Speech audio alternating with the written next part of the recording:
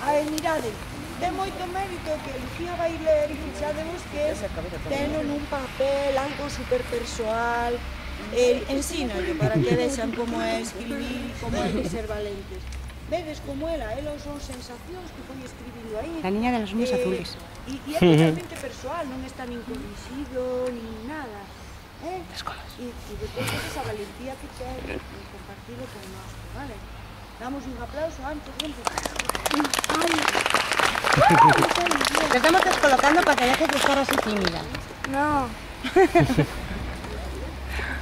¿Ya me despedaste? No, estás perfecta. No se te ha salido ni un pelillo. El mundo, según dicen, es redondo y de colores.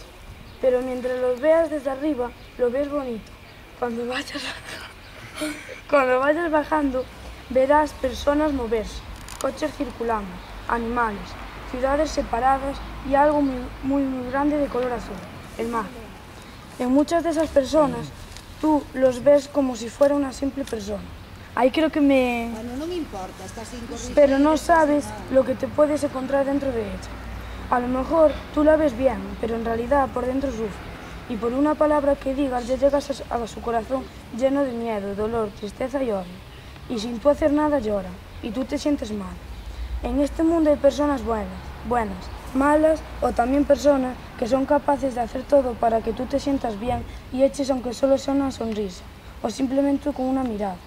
Pero desgraciadamente te vas a encontrar personas distintas y unas veces estarás bien y otras mal, pero siempre hay alguien que te quiere, que te apoya, que te comprende. Pero muchas tienen miedo a decirlo porque piensan que van a perder a otra persona. Pero no sufras, porque nada es para siempre. Siempre hay algo bueno después de la espera.